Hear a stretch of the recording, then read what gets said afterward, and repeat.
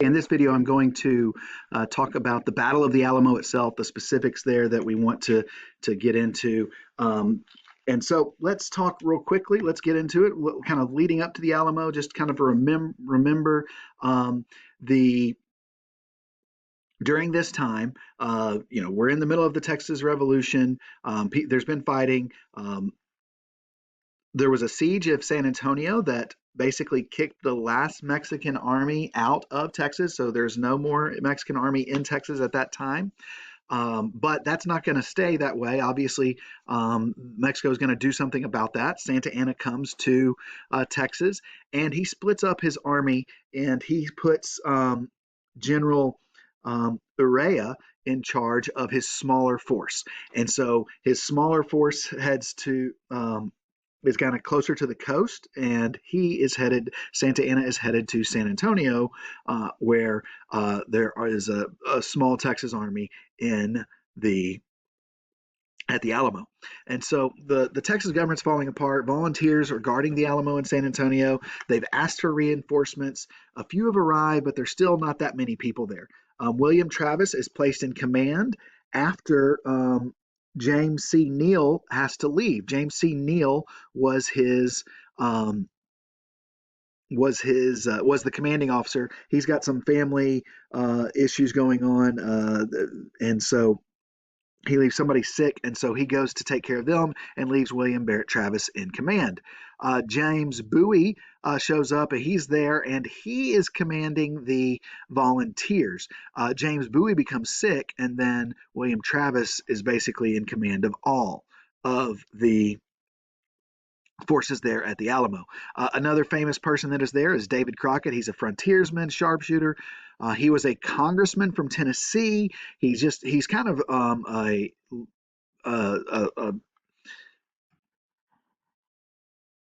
excuse me, I had to call. He's really a celebrity at this time, but he comes down to Texas and he goes there and he says, you know what, I'm not gonna.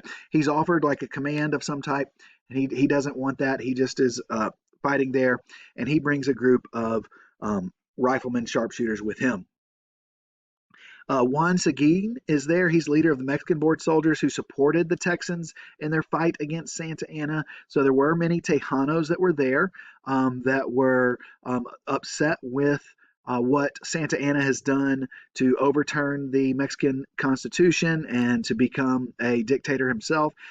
There's plenty of people, both Texians, as the Anglo Texans are called, and the Mexican Texans, Tejanos, but on both sides that are upset with San Antonio.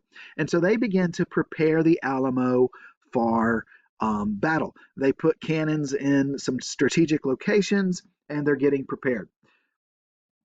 And as you watch the videos prior to the semester ending, prior to the winter break, you'll remember there was a long siege. Well, during that time is when William Barrett Travis writes his famous letter calling for help and signs it victory, and ends it kind of with victory or death, saying that he's willing to fight and never surrender.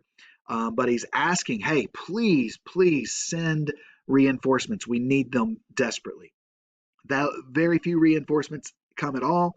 Ultimately, there's somewhere probably between 200 and 250 people there at the Alamo. We don't know exactly. We have about 100. I think it's about 189 names that we know for sure, for certain. But there is, historians now believe there was probably somewhere around 200 to 250 people there inside the walls of the Alamo and the mission. So there's a siege that leads up. So when Santa Anna arrives in San Antonio on February 23rd, he was leading an army of 6,000 Mexican soldiers. The initial people that get there, there's fewer than that. There's probably 1,000, maybe 2,000 Mexican soldiers that are there, but others will be arriving over the course of the next 13 days. They begin this siege that ends on March 6th when they attack in full force.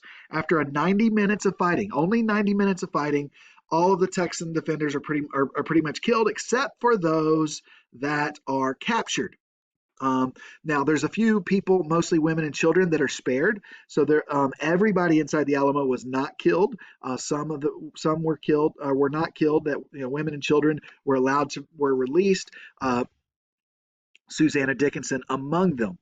Um, Around 600 Mexican soldiers died in the battle. Many were badly wounded. It was a terrible defeat for the Texans.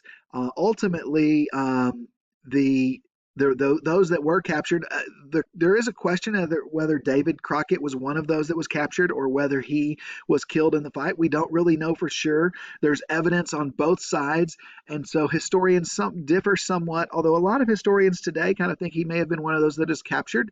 There is reason to think that he might not have been captured and was killed in battle. So we don't know for sure. Ultimately, that's not the most important thing because those that were captured were also executed. So all those that were fighting, all those combatants that were fighting in the battle were killed, just as Santa Anna promised.